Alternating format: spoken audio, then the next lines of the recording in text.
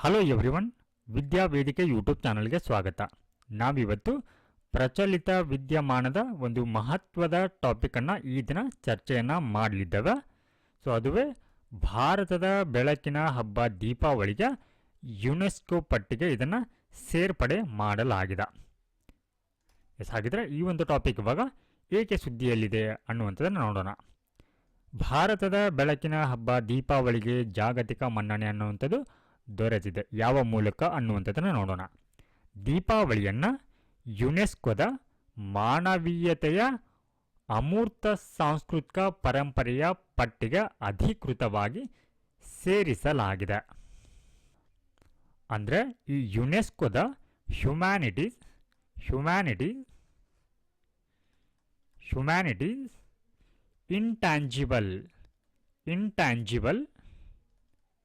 Intangible cultural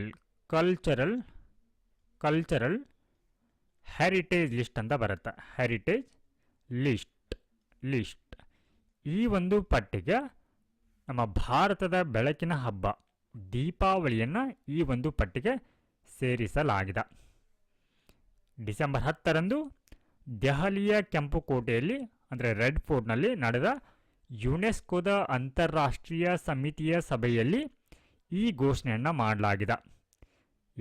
ಇದು ಏನು ಈ ಯುನೆಸ್ಕೋದ ಅಂತಾರಾಷ್ಟ್ರೀಯ ಸಮಿತಿ ಸಭೆ ಇದೆ, ಇದು ಇದರ ಒಟ್ಟಾರೆ 20ನೇ ಸಭೆಯಾಗಿದೆ.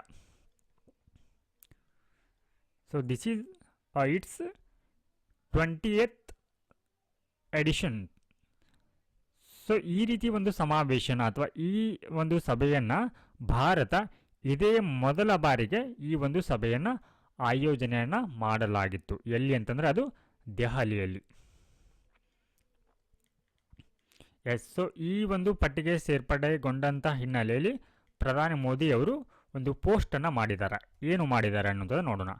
ಭಾರತ ಮತ್ತು ಪ್ರಪಂಚದಾದ್ಯಂತ ಜನರು ಈ ಮನ್ನಣೆಯಿಂದ ರೋಮಾಂಚನಗೊಂಡಿದ್ದಾರೆ. ಅಂದರೆ ಇದ್ರ ಒಂದು ರೀತಿ ಭಾರತೀಯರಿಗೆ ಖುಷಿಯ ವಿಚಾರ ಅನ್ನುವಂಥದ್ದನ್ನು ಇವರು ಹಂಚಿಕೊಂಡಿದ್ದಾರೆ. ಹಾಗೆ ನಮಗೆ ದೀಪಾವಳಿ ಹಬ್ಬ ನಮ್ಮ ಸಂಸ್ಕೃತಿ ಮತ್ತು ನೀತಿಗೆ ಬಹಳ ನಿಕಟವಾದಂಥ ಸಂಬಂಧವನ್ನು ಹೊಂದಿದೆ ಅನ್ನುವಂಥದ್ದನ್ನು ಹೇಳಿದ್ದಾರೆ. ಹಾಗೆ ಇದು ನಮ್ಮ ನಾಗರಿಕತೆಯ ಆತ್ಮ, ಇದು ಜ್ಞಾನೋದಯ ಮತ್ತು ಸದಾಚಾರವನ್ನು ನಿರೂಪಿಸುತ್ತದೆ ಅನ್ನುವಂಥದ್ದನ್ನು ಪ್ರಧಾನಿ ಮೋದಿಯವರು ಹೇಳಿದ್ದಾರೆ. ಇದರೊಟ್ಟಿಗೆ ಇಲ್ಲಿ ಯುನೆಸ್ಕೋ ಪೋಸ್ಟನ್ನು ಮಾಡಿರುವಂಥದ್ದನ್ನು ನೀವಿಲ್ಲಿ ನೋಡ್ಬೋದು. Breaking new inscription on the intangible heritage list Deepavali. ಈ ಒಂದು ಮಾನವೀಯ ಒಂದು ಅಮೂರ್ತ ಸಾಂಸ್ಕೃತಿಕ ಪರಂಪರೆಯ ಪಟ್ಟಿಗೆ ಇಲ್ಲಿ ದೀಪಾವಳಿಯನ್ನು ಸೇರಿಸಲಾಗಿದೆ. ಭಾರತಕ್ಕೆ ಇಲ್ಲಿ ಕಾಂಗ್ರಾಚುಲೇಷನ್ ಅನ್ನುವಂಥದ್ದನ್ನು ಇಲ್ಲಿ ಯುನೆಸ್ಕೋ ಪೋಸ್ಟನ್ನು ಮಾಡಿರುವಂಥದ್ದು. ಹಾಗಿದ್ರೆ ಯಾಕೆ ಈ ಯುನೆಸ್ಕೋ ಈ ನಿರ್ಧಾರಕ್ಕೆ ಬಂತು? ದೀಪಾವಳಿಯನ್ನು ಯಾಕೆ ಇದು ಸೇರಿಸಲಿಕ್ಕೆ ಈ ಒಂದು ಪಟ್ಟಿಗೆ ಒಪ್ಪಿಕೊಂಡಿತು ಅನ್ನುವಂಥದ್ದನ್ನು ನೋಡೋಣ. ಈ ಯುನೆಸ್ಕೋ ಪ್ರಕಾರ ಏನಂತಂದರೆ ಈ ದೀಪಾವಳಿ ಹಬ್ಬ ಅನ್ನುವಂಥದ್ದು ಒಂದು ಭರವಸೆಯನ್ನು ಮೂಡುತ್ತೆ, ನವೀಕರಣವನ್ನು ಹಾಗೆ ಕೆಟ್ಟದರ ಮೇಲೆ ಒಳ್ಳೆಯದರ ವಿಜಯವನ್ನು ಸಾಧಿಸುವಂಥ ಒಂದು ಸಾರ್ವತ್ರಿಕ ಮೌಲ್ಯಗಳನ್ನ ಇದು ಒಳಗೊಂಡಿದೆ ಅನ್ನುವಂಥದ್ದು ಈ ಒಂದು ಯುನೆಸ್ಕೋನ ಅಭಿಪ್ರಾಯ ಆಗಿದೆ. ಹಾಗೆ ಇದು ಕಲಾತ್ಮಕ ಮತ್ತು ಕರಕುಶಲ ಸಂಪ್ರದಾಯವನ್ನು ಏನು ಮಾಡುತ್ತೆ, ಬಿಂಬಿಸುತ್ತೆ. ಯಾವ ಮೂಲಕ ಅಂತಂದರೆ ದೀಪಾವಳಿಗಳಲ್ಲಿ ದೀಪ ತಯಾರಿಕೆಗಳನ್ನು ಮಾಡಲಾಗತ್ತೆ. ಹಾಗೆ ವಿವಿಧ ಅಂದರೆ ಭಿನ್ನವಾದಂಥ ರಂಗೋಲಿ ರಚನೆಯನ್ನು ಮಾಡಲಾಗತ್ತೆ. ಹಬ್ಬದ ಒಂದು ವಿಶೇಷ ಖಾದ್ಯಗಳನ್ನ ಆಹಾರಗಳನ್ನ ತಯಾರಿಸಲಾಗತ್ತೆ, ಬಗೆಯ ಆಹಾರಗಳನ್ನ. ಹಾಗೆ ಇಲ್ಲಿ ಸಮುದಾಯದ ಆಚರಣೆಗಳು ಕೂಡ ಬರುತ್ತೆ. ಹೀಗಾಗಿ ಇದು ಕಲಾತ್ಮಕ ಮತ್ತು ಕರಕುಶಲ ಸಂಪ್ರದಾಯವನ್ನು ಪ್ರತಿನಿಧಿಸುತ್ತೆ ಅನ್ನುವಂಥದ್ದು ಈ ಯುನೆಸ್ಕೋನ ಅಭಿಪ್ರಾಯ ಆಗಿದೆ. ಹಾಗೆ ಇದು ಬಹುಧರ್ಮೀಯರ ಆಚರಣೆಯೂ ಕೂಡ ಆಗಿದೆ. ಅಂದರೆ ಇದನ್ನು ಬೇರೆ ಬೇರೆ ಧರ್ಮೀಯರು ಕೂಡ, ಇದು ಕೇವಲ ಒಂದೇ ಧರ್ಮಕ್ಕೆ ಸೀಮಿತವಾಗಿಲ್ಲ, ಇದನ್ನು ಹಲವಾರು ಧರ್ಮಗಳು, ಹಿಂದೂಗಳು ಸೇರಿ ಸಿಖ್ಖರು, ಜೈನರು, ಬೌದ್ಧರು ಎಲ್ಲ ಧರ್ಮೀಯರು ಆಚರಿಸುವಂತಹ ಒಂದು ಏಕತೆಯ ಹಬ್ಬ ಆಗಿದೆ ಅನ್ನುವಂಥದ್ದು ಯುನೆಸ್ಕೋನ ಅಭಿಪ್ರಾಯ ಆಗಿದೆ. ಹಾಗೆ ಈ ರೀತಿ ಏನು ಒಂದು ಇಲ್ಲಿ ಈ ಯುನೆಸ್ಕೋನ ಇಂಟ್ಯಾಂಜಿಬಲ್ ಹೆರಿಟೇಜ್ ಲಿಸ್ಟ್ ಅಂತ ಏನಿದೆ, ಹ್ಯುಮ್ಯಾನಿಟೀಸ್ ಇಂಟ್ಯಾಂಜಿಬಲ್ ಹೆರಿಟೇಜ್ ಲಿಸ್ಟ್ ಏನಿದೆ ಈ ರೀತಿಯ ಒಂದು ಪಟ್ಟಿಗೆ ಒಂದು ಆಚರಣೆಯನ್ನು ಅಥವಾ ಧಾರ್ಮಿಕ ಹಬ್ಬವನ್ನು ಇಲ್ಲಿ ಸೇರಿಸುವುದರಿಂದ ಇದು ಯಾಕೆ ಇಂಪಾರ್ಟೆಂಟ್ ಅನ್ನುವಂಥದ್ದು, ಇದರ ಮನ್ನಣೆಯ ಮಹತ್ವ ಏನು ಅನ್ನುವಂಥದ್ದು. ಸೊ ಮೊದಲನೇ ಒಂದು ಇಂಪಾರ್ಟೆನ್ಸನ್ನು ನೋಡೋದಾದರೆ ದೀಪಾವಳಿಗೆ ಈ ಮೂಲಕ ಏನಾಗುತ್ತೆ, ದೀಪಾವಳಿಗೆ ಸಂಬಂಧಿಸಿದಂಥ ಸಾಂಪ್ರದಾಯಿಕ ಪದ್ಧತಿಗಳೇನಿರುತ್ತೆ ಅವುಗಳನ್ನ ಸಂರಕ್ಷಿಸಲಿಕ್ಕೆ ಹಾಗೆ ಅವುಗಳನ್ನ ಉತ್ತೇಜಿಸಲಿಕ್ಕೆ ಏನು ಮಾಡುತ್ತೆ, ಈ ಪಟ್ಟಿಗೆ ಸೇರ್ಪಡೆಗೊಂಡಿರುವಂಥದ್ದು ಸಹಾಯ ಮಾಡುತ್ತೆ. ಸೊ ಇದರ ಮೂಲಕ ಏನಾಗುತ್ತೆ, ಇದಕ್ಕೆ ಜಾಗತಿಕ ಮನ್ನಣೆ ಅನ್ನುವಂಥದ್ದು ಸಿಗುತ್ತೆ ಇದರೊಟ್ಟಿಗೆ. ಹಾಗೆ ಭಾರತದ ಪರಂಪರೆಯ ಬಗ್ಗೆ ಅಂತಾರಾಷ್ಟ್ರೀಯ ಜಾಗೃತಿಯನ್ನು ಹೆಚ್ಚಿಸುತ್ತದೆ. ಭಾರತದಲ್ಲಿ ಯಾವ ರೀತಿ ನಾವು ದೀಪಾವಳಿಯನ್ನು ಸೆಲೆಬ್ರೇಟ್ ಮಾಡ್ತೀವಿ, ಅದರ ಆಚರಣೆಯ ಹಿನ್ನೆಲೆ ಏನು, ಅದರ ಮಹತ್ವ ಏನು, ಯಾಕಾಗಿ ಅದನ್ನು ಆಚರಣೆಯನ್ನು ಮಾಡ್ತಾ ಇದ್ದೀವಿ ಅನ್ನುವಂಥದ್ದು ಕೂಡ ಏನಾಗುತ್ತೆ, ಜಾಗತಿಕ ಮಟ್ಟದಲ್ಲಿ ಏನಾಗುತ್ತೆ ಅದು ಚರ್ಚೆಗೆ ಒಳಪಡುತ್ತೆ. ಸೊ ಈ ಮೂಲಕ ಭಾರತದ ಗೌರವವನ್ನು ಏನು ಮಾಡುತ್ತೆ, ಹೆಚ್ಚಿಸುತ್ತೆ. ಸೊ ಇಲ್ಲಿ ಮಾನವೀಯತೆಯ ಅಮೂರ್ತ ಸಾಂಸ್ಕೃತಿಕ ಪರಂಪರೆಯ ಪಟ್ಟಿಯ ಬಗ್ಗೆ ನೋಡೋಣ. Humanities intangible cultural heritage list. So ಇಲ್ಲಿ ಅಮೂರ್ತ ಅಂತಂದರೆ ಏನು, ಯುನೆಸ್ಕೋ ಪ್ರಕಾರ ಅನ್ನುವಂಥದ್ದನ್ನು ನೋಡೋಣ. ಇಂಟ್ಯಾಂಜಿಬಲ್, ಸೊ ಅಮೂರ್ತ ಅಂತಂದರೆ ಇಂಟ್ಯಾಂಜಿಬಲ್ ಅಂತ. ಇಂಟ್ಯಾಂಜಿಬಲ್ ಯುನೆಸ್ಕೋ ಪ್ರಕಾರ ಅಮೂರ್ತ ಅಂತಂದರೆ ಈ ಕೆಳಗಿನವುಗಳನ್ನ ಹೊಂದಿರುವಂಥ ಅಭಿವ್ಯಕ್ತಿಗಳು ಅಂತ. ಅಂದರೆ ಇಲ್ಲಿ ಒಂದು ಪೀಳಿಗೆಯಿಂದ ಇನ್ನೊಂದು ಪೀಳಿಗೆಗೆ ವರ್ಗಾಯಿಸುವವು ಅಂತಂದರೆ, ಇವಾಗ ಜಾನಪದ ಅನ್ನುವಂಥದ್ದಿದೆ ನೋಡಿ, ಅದು ಒಂದು ಪೀಳಿಗೆಯಿಂದ ಏನಾಗಿದೆ ಇನ್ನೊಂದು ಪೀಳಿಗೆ ವರ್ಗಾವಣೆ ಆಗ್ತಾ ಬಂದಿದೆ. ಆ ರೀತಿಯ ಒಂದು ಆಚರಣೆಗಳಾಗಿರ್ಬೋದು, ಸಂಪ್ರದಾಯಗಳಾಗಿರ್ಬೋದು. ಸೊ ಈ ರೀತಿಯ ಒಂದು ಅಭಿವ್ಯಕ್ತಿಗಳಿದ್ರೆ ಹಾಗೆ ತಮ್ಮ ಪರಿಸರಕ್ಕೆ ಪ್ರತಿಕ್ರಿಯೆಯಾಗಿ ವಿಕಸನಗೊಂಡಂಥವು, ಅಂದರೆ ಆ ಒಂದು ಪ್ರದೇಶಕ್ಕೆ ಸೀಮಿತವಾಗಿ ಆ ಆಚರಣೆ ಆಗಿರ್ಬೋದು ಅಥವಾ ಆ ಕಲೆಗಳಾಗಿರ್ಬೋದು, ನೃತ್ಯಗಳಾಗಿರ್ಬೋದು, ಅವು ಅಲ್ಲಿ ವಿಕಸನಗೊಂಡಿದ್ರೆ ಅಂಥವುಗಳನ್ನ ಇಲ್ಲಿ ಅಮೂರ್ತ ಅಂತ ಹೇಳಿ ಕರೆಯಲಾಗತ್ತೆ. ಹಾಗೆ ನಮಗೆ ಆ ಒಂದು ಆಚರಣೆ ಅಥವಾ ಕಲೆ ಅನ್ನುವಂಥದ್ದು ನಮಗೆ ಗುರುತನ್ನು ನೀಡಬೇಕು. ಹಾಗೆ ಅದು ನಿರಂತರತೆಯ ಪ್ರಜ್ಞೆಯನ್ನು ನೀಡುವಲ್ಲಿ ಕೊಡುಗೆಯನ್ನು ನೀಡುವಂಥವುಗಳಾಗಿದ್ದರೆ ಅವುಗಳನ್ನ ನಾವಿಲ್ಲಿ ಏನಂತ ಕರಿತೀವಿ, ಅಮೂರ್ತ ಅಂತ ಹೇಳಿ ಕರೆಯಲಾಗತ್ತೆ. ಹಾಗೆ ಇಲ್ಲಿ ಅಮೂರ್ತ ಸಾಂಸ್ಕೃತಿಕ ಪರಂಪರೆ ಅಂದರೆ ಯುನೆಸ್ಕೋ ಪ್ರಕಾರ, ಯುನೆಸ್ಕೋನ ಅಧಿಕೃತ ದಾಖಲೆಗಳ ಪ್ರಕಾರ ಅಮೂರ್ತ ಸಾಂಸ್ಕೃತಿಕ ಪರಂಪರೆ ಅಂತಂದರೆ ಏನನ್ನು ಒಳಗೊಳ್ಳುತ್ತೆ ಅನ್ನುವಂಥದ್ದು ವೆರಿ ಇಂಪಾರ್ಟೆಂಟ್. ಎಕ್ಸಾಮ್ ಪರ್ಸ್ಪೆಕ್ಟಿವ್ಲಿ ಇದನ್ನು ಕೂಡ ಕೇಳಬಹುದು.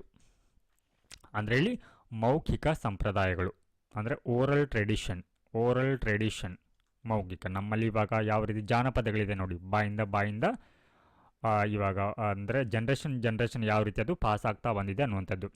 ಹಾಗೆ ಪ್ರದರ್ಶನ ಕಲೆಗಳು, ಪರ್ಫಾರ್ಮಿಂಗ್ ಆರ್ಟ್ಸ್ ಅಂತ ಬರುತ್ತೆ, ನೃತ್ಯಗಳಾಗಿರ್ಬೋದು, ಡ್ಯಾನ್ಸ್, ಹಾಗೆ ಪ್ರದರ್ಶನ ನಾಟಕಗಳಾಗಿರ್ಬೋದು, ಇಂಥವು ಕೂಡ. ಸಾಮಾಜಿಕ ಆಚರಣೆಗಳು, ಸೋಷಿಯಲ್ ರಿಚುವಲ್ಸ್, ಹಾಗೆ ಹಬ್ಬದ ಕಾರ್ಯಕ್ರಮಗಳು ಅಂತಂದರೆ ಹಬ್ಬ ಹರಿದಿನಗಳನ್ನ ಇದು ಒಳಗೊಳ್ಳುತ್ತೆ. ಹಾಗೆ ಪ್ರಕೃತಿ ಮತ್ತು ವಿಶ್ವಕ್ಕೆ ಸಂಬಂಧಿಸಿದಂಥ ಜ್ಞಾನ ಮತ್ತು ಅಭ್ಯಾಸಗಳನ್ನು ಕೂಡ ಇದು ಒಳಗೊಳ್ಳುತ್ತೆ. ಹಾಗೆ ಸಾಂಪ್ರದಾಯಿಕ ಕರಕುಶಲ ವಸ್ತುಗಳನ್ನು ಉತ್ಪಾದಿಸುವ ಜ್ಞಾನ ಮತ್ತು ಕೌಶಲ್ಯಗಳನ್ನ ಕೂಡ ಇದು ಒಳಗೊಂಡಿರುತ್ತೆ. ಸೊ ನಿಮಗೆ ಗೊತ್ತಿರಲಿ, ಸೊ ಇದು ಎಕ್ಸಾಮ್ ಪರ್ಸ್ಪೆಕ್ಟಿವಲ್ಲಿ ಕೂಡ ಇಂಪಾರ್ಟೆಂಟ್.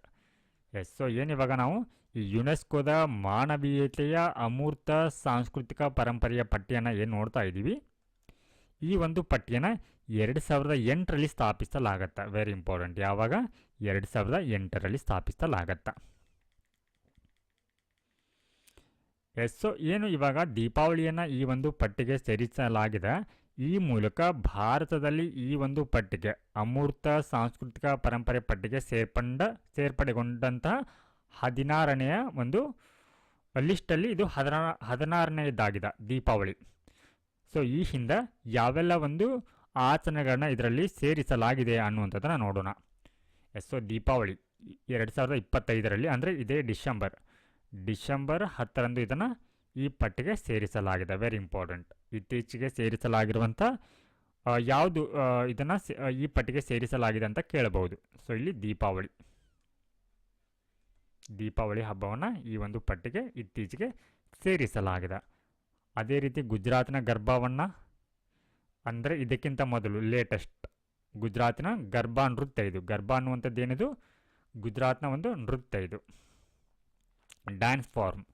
ಹಾಗೆ ಕೋಲ್ಕತ್ತಾದಲ್ಲಿ ದುರ್ಗಾ ಪೂಜೆ ನಡೆಯುತ್ತಾ, ಅದನ್ನು ಕೂಡ ಇದಕ್ಕೆ ಸೇರಿಸಲಾಗಿದೆ. ಇದನ್ನು 2021ರಲ್ಲಿ ಕುಂಭಮೇಳವನ್ನು, ನವರೋಜ್ ಉತ್ಸವವನ್ನು, ಯೋಗವನ್ನು, ಪಂಜಾಬ್ನ ಜಂಡಿಯಾಲ ಗುರುವಿನ ತಥೇರಾಗಳಲ್ಲಿ ಪಾತ್ರೆ ತಯಾರಿಕೆಯ ಸಾಂಪ್ರದಾಯಿಕ ಹಿತ್ತಾಳೆ ಮತ್ತು ತಾಮ್ರದ ಕರಕುಶಲ ವಸ್ತುಗಳನ್ನು, ಸಂಕೀರ್ತನೆ, ಮಣಿಪುರದ ಧಾರ್ಮಿಕ ಗಾಯನ, ಡ್ರಮ್ ವಾದನ ಮತ್ತು ನೃತ್ಯವನ್ನು 2013ರಲ್ಲಿ ಸೇರಿಸಲಾಗಿದೆ. ಹಾಗೆ ಲಡಾಖ್ನ ಬೌದ್ಧ ಪಠಣವನ್ನು 2012ರಲ್ಲಿ ಸೇರಿಸಲಾಗಿದೆ.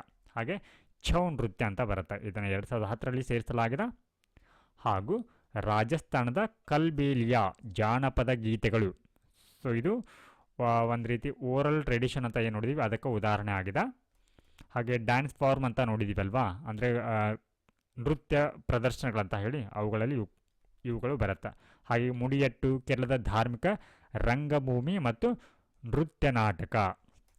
ಹಾಗೂ ಗರ್ವಾಲ್ ಹಿಮಾಲಯದ ಧಾರ್ಮಿಕ ಉತ್ಸವ ಮತ್ತು ಧಾರ್ಮಿಕ ರಂಗಮಂದಿರವಾದ ರಾಮನನ್ನು ಕೂಡ 2009ರಲ್ಲಿ ಸೇರಿಸಲಾಗಿದೆ. ಹಾಗೆ ಕುಟಿಯಾಟ್ಟಂ ಸಂಸ್ಕೃತ ರಂಗಭೂಮಿಯನ್ನು 2008ರಲ್ಲಿ, ಹಾಗೆ ವೇದ ಪಠಣದ ಸಂಪ್ರದಾಯವನ್ನು 2008ರಲ್ಲಿ, ಹಾಗೆ ರಾಮಲೀಲಾ ರಾಮಾಯಣದ ಸಾಂಪ್ರದಾಯಿಕ ಪ್ರದರ್ಶನವನ್ನು 2008ರಲ್ಲಿ ಸೇರಿಸಲಾಗಿದೆ. ಈ ಮೂಲಕ ಭಾರತದಲ್ಲಿ ಒಟ್ಟು 16 ಒಂದು ಆಚರಣೆಗಳನ್ನ ಏನು ಮಾಡಲಾಗಿದೆ, ಈ ಒಂದು ಅಮೂರ್ತ ಸಾಂಸ್ಕೃತಿಕ ಪರಂಪರೆ ಪಟ್ಟಿಗೆ ಸೇರಿಸಲಾಗಿದೆ. ಸ್ನೇಹಿತರೆ, ಈ ಒಂದು ಮಾಹಿತಿ ನಿಮಗೆ ಇಷ್ಟವಾದಲ್ಲಿ ತಪ್ಪದೆ ಲೈಕ್ ಮಾಡಿ. ಯಾರು ಈ ಒಂದು ವಿಡಿಯೋಗೆ ಇನ್ನೂ ಸಬ್ಸ್ಕ್ರೈಬ್ ಮಾಡಿಲ್ಲ, ಸೊ ದಯವಿಟ್ಟು ಸಬ್ಸ್ಕ್ರೈಬನ್ನು ಮಾಡಿ. ನಮಸ್ಕಾರ.